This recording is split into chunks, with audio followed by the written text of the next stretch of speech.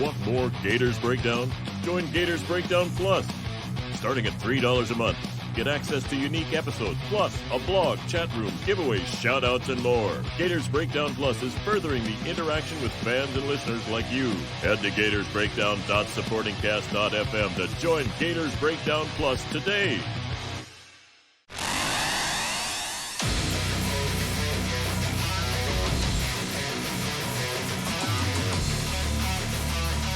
Gators Breakdown, because there's never a dull moment in Gator Nation.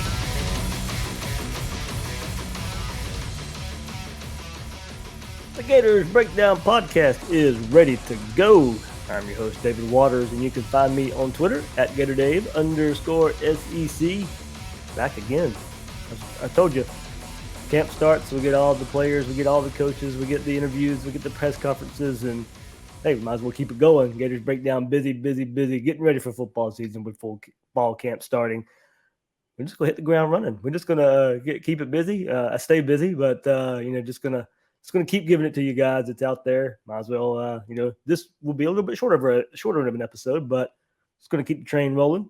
Hit that like button, hit that subscribe button if you're watching live on YouTube right now, or if you're watching the replay, helps us out right here on Gators Breakdown. Share that you're listening to Gators Breakdown. A few of you have done that on Twitter in the last couple of hours or so, sharing the episode, showing pictures that you're listening to the episode. Keep it going. Keep the Gators Breakdown train rolling on social media as well. But everybody, thank you so much there for all the interaction and all the shares there for listening to the episode. So we finally got to hear from Emory Jones. Didn't get to hear from him at SEC Media Days. Didn't get to hear from him last week when Florida brought about, 6 players talking to the media. But first week of fall camp, we do get Emory Jones finally. We also get to hear from tight ends coach Tim Brewster, Kemore Gamble as well, the tight end for the Gators, talking to the media today. So, I think we were all hoping we get Dan Mullen. I mean, we knew we weren't going to get Dan Mullen today. I think Dan Mullen, for now, is scheduled to speak on Thursday this week. So, of course, all the Jadon Hill rumors and reports out there, I guess we'll probably have to wait until Thursday if Mullen even mentions it. But we'll see. We'll see where that one goes. So, all right, plenty to get in here. As I said, not a full hour episode probably, unless I just go really long here. But just a preview for later on this week. Brett Ciancia of Pick 6 Previews will be on the next episode of Gators Breakdown. Will Miles, of course, co-host every week, will join me for that episode as well. So that'll be Tuesday. So that will be the next episode of Gators Breakdown. Pick 6 Previews, of course, led by Brett Ciancia. They had the Gators in the playoff last year. Of course, we know what happened there, so we'll see what Brett thinks about the Gators heading into 2021 on the next episode of Gators Breakdown. One more time, hit that like button, hit that subscribe button. Really helps us out here on Gators Breakdown. If you haven't done so yet, check out Gators Breakdown Plus. For little as $3 a month, you can get extra Gators Breakdown content. All right, let's get into it. Emory Jones stepped up to the podium today, give us his insight a little bit. And I got to ask him a question and wanted to bring it up, of being Dan Mullen's first quarterback signing at Florida, if there's any added pressure there. And if also he thought it would take till year 4 to become the starting quarterback for the Gators. We know he was recruited in 2018. It was thought to be the ideal fit. No, I don't think if you asked any of us, I guarantee you 99% of us would have never thought Emory Jones, it would have taken until the 2021 season for him to get the starting role for the Gators. But here's his thoughts on it. It doesn't really add a lot of pressure to me. It actually made me feel a little bit better, I'm the guy that he chose to go with when he first got here. So, that makes me actually feel better. But, I did not know it was going to take this long. But, I was getting better every day and developing, and that's all he preached to me. And, we're here now. There we go. Here now. That's what Emory Jones had to say there, and he is absolutely here now as the starting quarterback for the Gators. And yeah, there's no way in our imagination we would have ever thought it would take him this long. But he is the guy now, been sprinkled here and there for the last couple of years to get some playing time. And now it is his turn to go for the Gators, ramped up, ready to go. He's here now. And look, I go back to that Dan Mullen story, of course, and talking and him discussing, um, the story of getting Emory Jones and how it came about of Emory and Emory Jones reached out to him when he was hired at Florida and said, "I want to be your quarterback." Emory Jones was committed to Ohio State at one time, decommitted from Ohio State. The prevailing thought out there was, okay, he's going to go to Alabama. Well, he didn't go to Alabama. He went to Florida. He wanted to be developed by Dan Mullen, wanted to be led by Dan Mullen in his career. It's taken a little bit longer than most people have thought. He's bided his time, waited his time, had the perfect example and Kyle Trask in front of him of what waiting can do. And look, I don't blame anybody for transferring out there, and nobody would have blamed Emory Jones for transferring, but stuck it out, had, like I said, the perfect example in front of him with Kyle Trask, and now it's his team. It's his turn. It's ready to go there for Emory Jones. So you look at it that way, and he's learned so much in the last couple of years, and that's what he had to do. And nobody in their right mind would have blamed Emory Jones for going out there and transferring away and to go get some more playing time somewhere. But he's been sprinkled in here or there. He got enough playing time, gotten his feet wet, gotten to learn from Dan Mullen for 3 years, gotten to learn from Felipe Franks, got to learn from Kyle Trask, being able to take all that together, and now it's his turn. So he's ready to improve, getting the team ready. He's getting the team ready right now. The team's getting behind him, but we'll get into his thoughts of getting the team ready and where he can improve heading into this year. I've just been taking the mental approach, just trying to get this team ready. My leadership, just trying to corral the team in different ways, and just trying to get better every day. And I mean, we've been making big strides as a team, so I mean, I'm very excited. Just mentally, just trying to just make myself more comfortable in different situations, and be able to just make things work in different situations when everything isn't going the way it's supposed to. And leadership-wise, I mean, we're going to face adversity. You don't know when. We're going to face adversity in a game this year, and I mean, I've just been trying to find different ways to bring the team together and get us back on track whenever that time comes. When I say in January, we created a group chat with all the running backs, receivers, and tight ends, and I mean, I text them every day in the group chat a time, and all of them will be there. They'll text me whenever, and I'm available, and I'll just show up, and we'll just get some work in. Get some work in, getting the guys together. And look, I remember when going back to 2018, and that was a big step in this offense, and coming from Jim McElwain, and then coming from Dan and going to a Dan Mullen-led offense and Felipe Franks leading the way. One of the big things they had to do was get the quarterback and the wide receivers and the pass catchers, that includes the tight ends and the running backs as well, getting together and trying to work in the offseason. Football is more than just the 4 weeks of spring practice and then getting together for fall camp in there. You've got to work in between spring and when fall camp starts. These quarterbacks and these wide receivers, they have to get together. They have to get some timing down. A lot of that is done off the practice field in spring practice and fall camp. It's done in the heat of the summer, the rest of spring, all that stuff. These guys have to come together faster, especially with a coaching change now. But now you got a quarterback change, and these guys have to come together faster. And especially everything Florida has lost, going from Pitts to Tony and Grimes last year to so much change. It has to be there. And luckily, they've worked with Emory Jones since he's been here in 2018. A lot of these guys have been together as backups, practicing together. And this isn't the first offseason they've been able to do this. But now with you being the guy, all the reps are even more valuable now there for Emory Jones. So, and look, getting for Emory Jones, it's about improvement and a lot of things we just haven't seen a whole lot of. And he talked about things he can improve. In the mental side, can he make the right checks at the line, get the offense in a better situation? Can the team rally behind him? Those are things we just need to see more of. I'm not saying they can't happen, and just by me asking the question, I'm not saying those things can't happen, but these are things we need to see, and we just haven't seen yet. The adversity side. How's he going to handle getting hit multiple times more so than he has before so far. What happens if he throws the pick six and then look, he has to go right back out there as the quarterback again. He hasn't had to do that in the past. He makes a mistake in the past. Well, the starting quarterback's going back out there. Now you have to be the one to throw it away, come back out there and lead another drive. And bounce back. You got to bounce back right away. Also, getting into the flow of a game. I always go back to when Kyle Trask took over in 2019, and the few games. But there was a few games when he took over, he had to stop holding the ball for so long. Kyle Trask was sitting there holding the ball, getting hit over and over again, fumbling the ball. Right when he first took over, that was an issue Kyle Trask had. Eventually, it got better. He went on to great things. Felipe Franks, it took a while for him to become a willing runner in Dan Mullen's offense and to use that as an advantage in his game. So, what little nuances Emory Jones going to have to work on? And a lot of those we're not going to know till they get out there.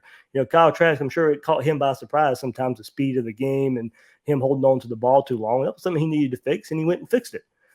He made that improvement throughout the season in 2019, and it was not hardly even an issue in 2020. So those are things you grow from. What little nuance will we find out from Emory Jones that he will need to work on and hopefully have figured out by week 3 when Alabama rolls into town. So those are things right there that I do think Emory Jones. Those are things we just gonna have questions on until we actually see it there in person and how he improves himself. What he's improved on from his time, these first 3 seasons, but also what he can improve on. And that's nothing we're going to know until he gets out there on the field, but what he can improve on when the Gators start playing some football games. What does he learn? How does he learn it? How does he process it and get better the very next week? So we heard from Tim Brewster the first time in this fall camp as well.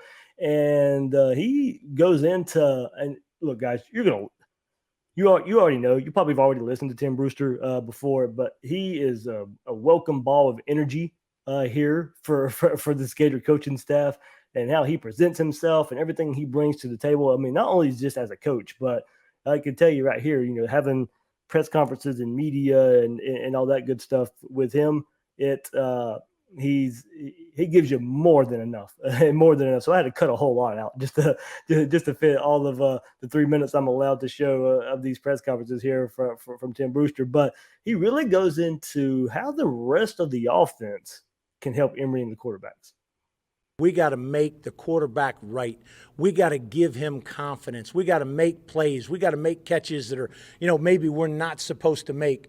We got to keep him ahead of the chains. We can't put him in situations where we're behind the chains and we're in 3rd and long a bunch. We've got to do a great job on 1st and 2nd down of keeping our quarterbacks, on schedule. We want to keep those guys on schedule. And Emory and Ant, those guys right now, I mean, they're playing really, really well. They're playing really well, and they're playing with great confidence. And I really like, our receivers, I think, are very dynamic. We've got a dynamic group of receivers. But again, as an offensive line unit, we got to take amazing pride in keeping our quarterbacks clean. 10 offensive guys have got to be totally committed to making it right for the quarterback. Man, tell you, a ball of energy there, tight end coach Tim Brewster. And he's right. I mean, it's not just going to be on the quarterback. As good as Kyle Trask was last year, what was he without Kadarius Toney and Kyle Pitts? And so, with a shift in offense, it's going to take a whole team effort on the offensive side of the ball for this offense to figure some things out along the way. And a lot of confidence from you look at the last couple of years in the quarterback position and the confidence they've been able to have in the wide receivers they've had. You go back to Freddie Swain and Van Jefferson and Josh Hammond, Tyree Cleveland. Felipe Franks and Kyle Trask were very confident in those guys to be in position to make plays. They were veteran wide receivers. A lot of those guys were, and you knew they were putting in the work, and the quarterbacks were putting in the work with them. There was a lot of confidence there from the quarterback and wide receiver relation there, and especially last season. You go back. Kyle Trask could throw the pits, and he knows he's coming down with the ball more times than not. You go back and look at it, drop 3, 5, 7-step drop, didn't matter. Throw it to the corner of the end zone against Georgia, throw it in the corner of the end zone versus Alabama. Who's coming down with it? Kyle Pitts was the one coming down with it. So, big time players make big time plays. Now we got to see if that can translate one more time. We saw it translate from 2019 to 2020. Will it translate from 2020 to 2021? A lot of options out there. And look, as Jacob Copeland, Emory Jones, they've worked together in the last 3 seasons. Jacob Copeland Emory Jones and Kemore Gamble, the tight end, they've worked a lot together. There's a lot of while there's some newness on offense in terms of starters, there's a lot of pieces that have worked together there on the offensive side of the ball the last few years. So a lot of it now is just gonna be trusting the offensive line. And what Tim Brewster said, as the tight ends coach, he can speak to offensive line a little bit too. Tight ends are asked to help the offensive line block. And, him to single out every position here that's important of helping Emory Jones in the transition of this offense. And it points to the offensive line that there's got to be confidence there. Your quarterback's got to be able to trust your offensive line. Now, of course, Emory's got a little bit of mobility, or not a little bit, a lot of mobility to his game. He can help the offensive line as well. But when he's, it's 3rd and 13, and more than likely, you can probably scramble for a pass, but you don't want to have to do that every 3rd and 13.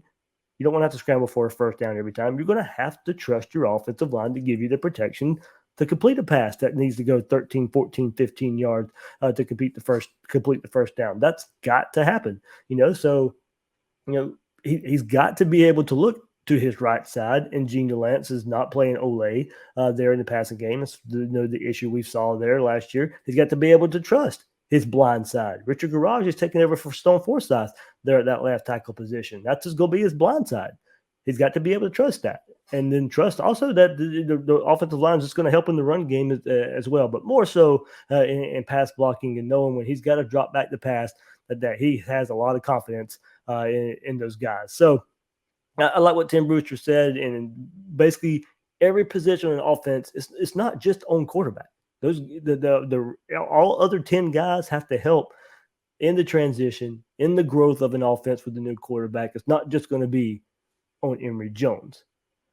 All right, so let's keep on going. And a change on offense. Well, don't necessarily tell Emory Jones that. Don't necessarily tell Kemore Gamble that.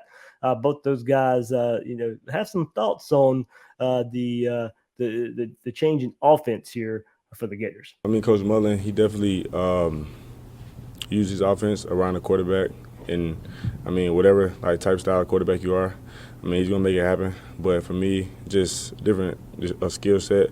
I feel like I can do anything on the field. I think the offense, we're not changing anything for anybody. Emory's gonna be a good fit for our offense we got right now.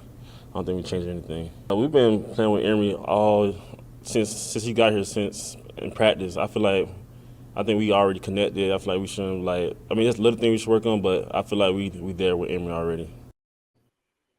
Already there with Emory already. Welcome to hear there from a skill player, a tight end there, Kemore Gamble.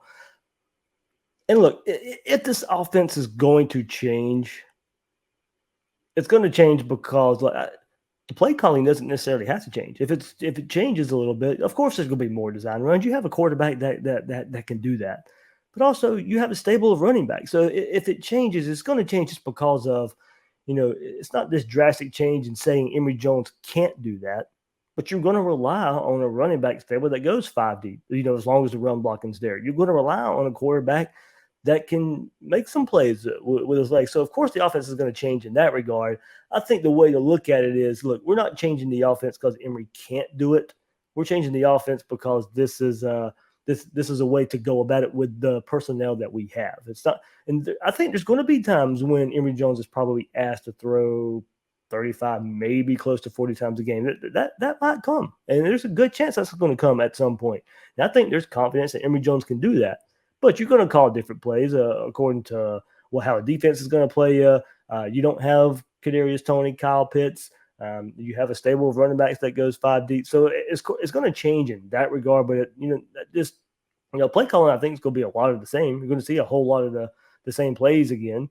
It's just they're going to look a little bit different. Emory, when he drops back, if his first read, maybe second read's not there, well, he's going to take off and run. It's going to be the same passing plays we saw Kyle Trask complete, but Kyle Trask is going through his progression. They find his third, fourth wide receiver. Emory Jones has the option to take off if need be, take off if he wants to. That's the difference, And I think what Kemore, Gamble's saying, it's not changing just because Emory can't do what some of Kyle Trask did and what Felipe Franks did. It's just changing because of the kind of personnel we have. If we need to go and run kind of the same offense we saw last year, it can be done. And Emory Jones said, look, it's going to adapt to what I can do. It's going to adapt to what I can do. It's the same offense, but it's going to adapt to what I can do. So that's kind of where I'm going, and I've led, this kind of whole Dan Mullen train the last few weeks when he was asked about it at SEC Media Days, and we've kind of discussed it here too. It's just an offense now. There's no such thing as the dual threat quarterback offense. There's not really the passing offense. This is just Dan Mullen's offense now, and he's been able to adapt. He's been able to grow.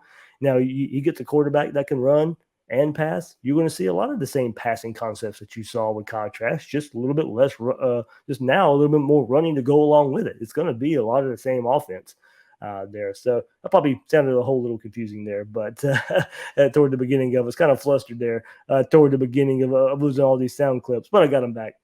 We were back here ready to go. So, all right. Lastly, we get a deep dive into the tight end room from tight end coach Tim Brewster here.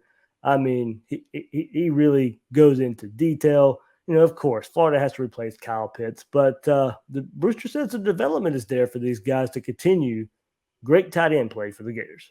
We've got a couple of guys that I think can step up. I'm all about player development. Okay, I pride myself on my ability to truly teach the fundamentals of the game, developmental aspects of the game.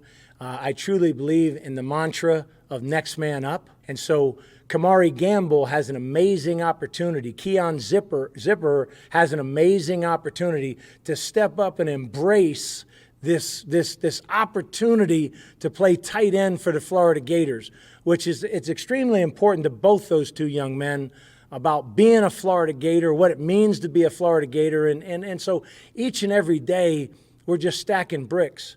We're working on the fundamentals of the game. When you leave the field, you did one of two things. You got worse or you got better. And I demand that my players get better. I love the challenge, okay? Everybody said, we're going to miss Kyle Pitts. What are we going to do without Kyle Pitts? Well, guess what? Emory Gamble is going to be the best tight end in the SEC. What do you think about that? What do you think about Keon Zipper, his contribution to our team? I'm going to tell you what, guys, Jonathan Odom has stepped up and become a player quickly. I mean, his advancement from last year to this year with Nick Savage in the strength department is nothing short of amazing. This guy's doing some really good things. I'm excited about him. I'm excited about my freshmen, Nick Elksness, Gage Wilcox. They've come in and really showed. I'm gonna tell you what, you'd be hard-pressed in America, to have a better, more complete tight end room than what I have. I'm all about being a complete player. You're not going to send a guy in to catch a pass, another guy goes in to block. I mean, we're looking to build complete tight ends, and so whoever plays for us is going to be really good. I've got tremendous confidence in my guys. I'm not going to be able to do the exact same things with Emory Gamble and Keon Zipper and Jonathan Odom and Nick Elksness, Gage. We're not going to do the same things, but we're going to fit what they can do really well to what we're going to do in a game. If I keep my head on right, if I keep grinding how I'm grinding, I think I could be the best tight end in the nation, not just the SEC. Kyle Pitts is Kyle Pitts again, and I'm Emory Gamble. Kyle Pitts, one thing Kyle Pitts did taught me that the grind. Just grind every day. Don't let fatigue slow you down. Just keep grinding, fight through everything. And that's what he did, and that made him great. And that's why he's a great player today. We got Keon Zipper. Like me and Keon said, we don't consider me or him a starter. We both gonna play a lot. Then we got Odom. He's a great player. He's still coming along. He's learning everything. He's getting better each and every day. He's a very, very smart player. He knows the game. Then we got Nick Elksness, who's a tough. Oh, I'm gonna cuss. He's tough. He's a tough. Now I keep trying to cuss. He's tough, and he's tall and long. He's fast. He's athletic. And then we got the new tight end that just came in. He's pretty athletic to me. I feel like he could be a great tight end coming up. in the next few years. If you guys keep watching out for him, and yeah, I think we all gonna be good this year. I've been building a very good chemistry with those guys. Kemore Gamble, he's been here for a while. That's a guy I've been throwing to for a couple of years. We got Zipper behind him. He's been, busting his tail the whole offseason. Jonathan Odom coming in. Those guys are ready. I feel very confident in that position.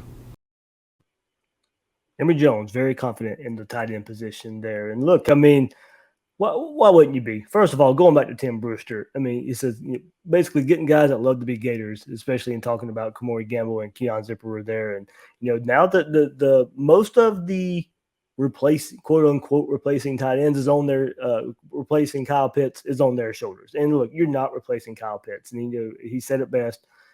We're going to ask them guys. We're going to ask those guys to do what they can do. You're not going to ask those guys to be Kyle Pitts. Nobody's going to be Kyle Pitts. So, of course, you adapt to what those guys can do. And there's a lot of adapting to this year's offense when you look at that. And that's one of them there. Love the confidence there in Tim Brewster and Kemore Gamble, best tight end in the SEC. And look, they showed up last year when Kyle Pitts got hurt in the Georgia game. Kemore Gamble was there catching touchdowns. Keon Zipper had a big catch and run early in that game for the Gators. Go to the Arkansas game the next week. Both of those guys are really involved in the offense again as well. So those guys flashed a lot last season. Kind of showed you their potential as they are going to be asked upon this year to have more contributions in this Gator offense. So, but so many options that multiple. Brewster, Gamble, Emory all went down the list of the tight ends the Gators have this year, and plenty of options. It's still going to be led by Gamble and Zipper and maybe some two tight end sets.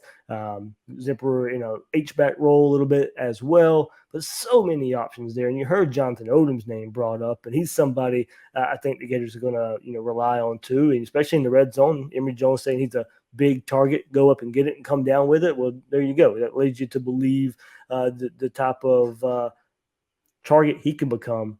I think now, especially third downs at red zone as well. Nick Elkson is the true freshman tight end, come from Jacksonville. By all accounts, had a really, really good spring when he's there. Big, powerful run after the catch as well. That was something he showed in the spring, something he showed in high school as well. So, there you go. You're not asking these guys to be the strong hybrid wide receiver / tight end that Kyle Pitts was. You're going to ask these guys to be, more blockers, maybe better blockers earlier in their career than Kyle Pitts did improve in that role in his last year for the Gators. But you're going to be asking these guys to line up off the end line, be an H-back, provide some blocking, maybe from the backfield on the end line, and be probably more of a 50-50 role. If you wanted to say what Kyle and some of these guys, maybe more blockers than passers, that's different than what Kyle Pitts brought to the table. Yes, he can block. Yes, he got better as a blocker, but also he was, could be that he was labeled that slash for a reason. The tight end hybrid slash. You're not going to get that too much from the crop of tight ends Florida has right now, but it doesn't mean they can't be threats in the passing game, especially if the run game's working in Florida and you sneak these tight ends behind a rush defense that's a defense that's expecting the run game to come. That's when these tight ends can kind of sneak out for some big plays when you look at it that way. So very, very deep room. I'm excited to see how it all shakes out. I'm really looking forward to see what Odom and Elkson can bring to the table. I think we've seen flashes of what Gamble and Zipper can bring to the table. Zipper, he's probably one of the most interesting players on the team to me. Very athletic tight end. I think he can do some damage with the ball in his hands after the catch as well. I'm still kind of waiting for that, the tight end pitch inside shovel play that we saw with Aaron Hernandez back in the day. That's the kind of play I'm looking for with now Emory as the quarterback. That's the kind of play I'm looking for somebody like Keon Zipper to get involved in a run after the catch style type of play there. So, maybe more in the H-back role for Zipper, lining up in the backfield just a little bit as well as a lead blocker in some situations as well. So Zipper, more of the one of the more interesting prospects, I think, for the Gators. going into fall camp and ahead of this 2021 season. So, all right, that will do it for this episode of Gators Breakdown. Thanks a lot of you out there for hanging on. I had a technical glitch there. This is part 2 of the episode here. I'll stitch it all together. I'll delete these here, but I'll stitch it all back together for everybody who hadn't got to watch it yet. If you were just if you're just listening to the podcast version, you'll never even know if I didn't say anything. But everybody, thank you out there. So glad you got to hang back out with us for part 2 here. After that, no little technical glitch there. So, all right, that'll do it. I'm the host of Gators Breakdown, David Waters. You can find me on Twitter at GatorDave_SEC. Guys and girls out there, thanks for listening to this episode of Gators Breakdown.